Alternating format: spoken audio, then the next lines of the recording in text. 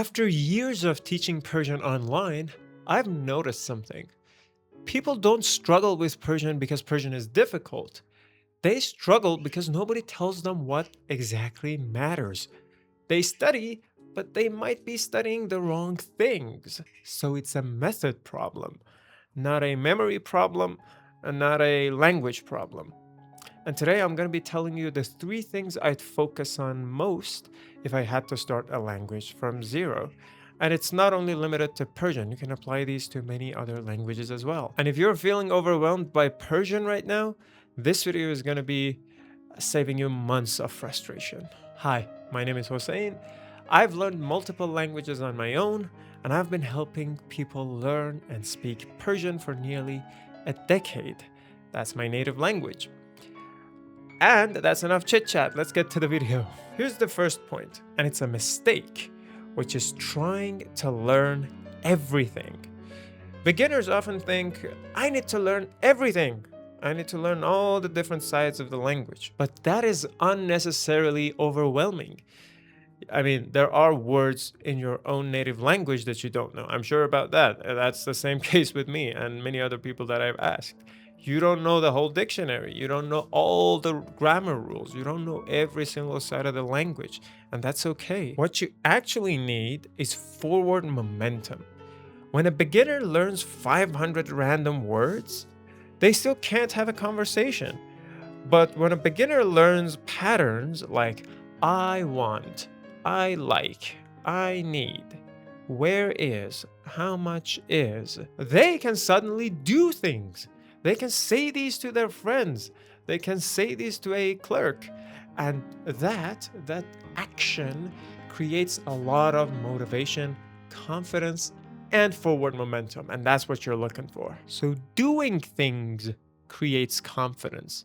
It's not the other way around. It's not like, okay, I memorized a whole dictionary of the top 5,000 words in Persian, and now I'm going to make it. Nah, you wouldn't be confident. You would be very insecure, very nervous if you were to start a conversation after that. But learn useful chunks of the language and use them.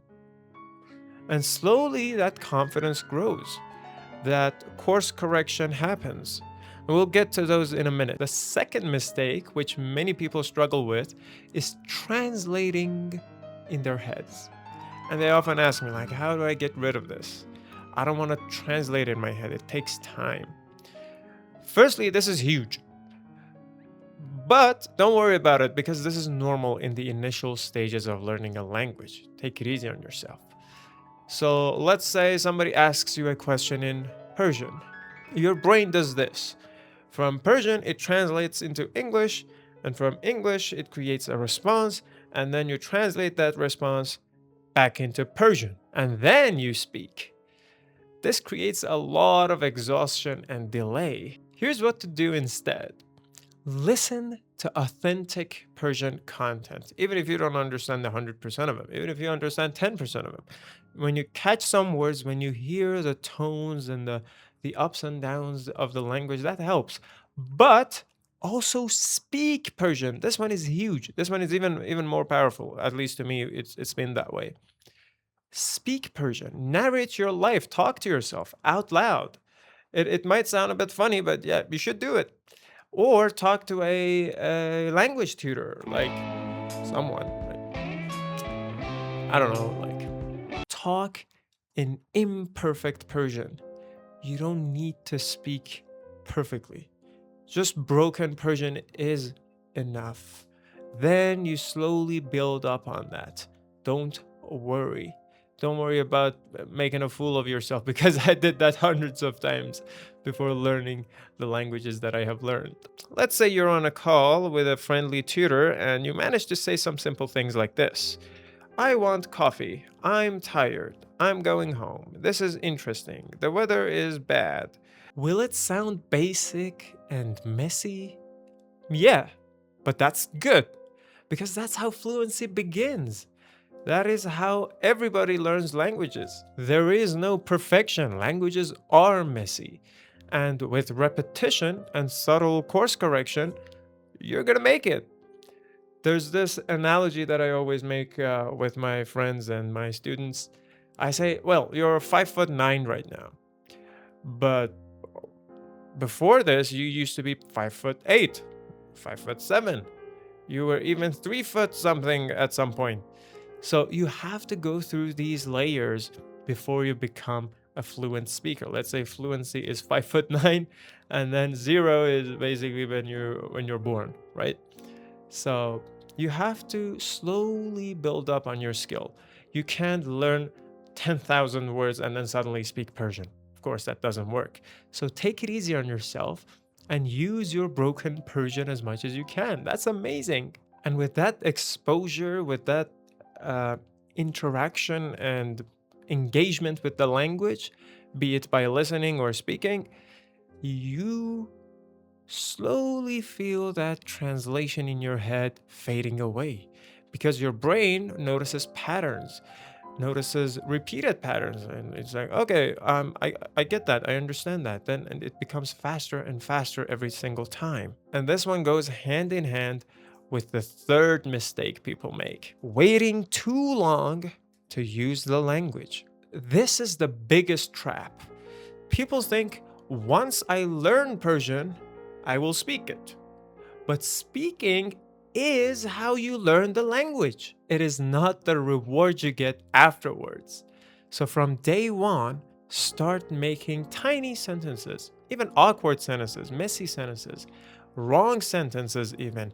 If you're using your brain muscles, like, they slowly get used to this new language. There was this analogy in the book. What was the name of the book? The The Slight Edge, right? It's a famous self-help book. Uh, there is this example of the Apollo mission making it to the moon from Earth, and this spaceship was off course 95% of the time. So it was constantly course correcting. So a few degrees to the right, all right, let me go to the left. A few degrees to the left, okay, let's adjust.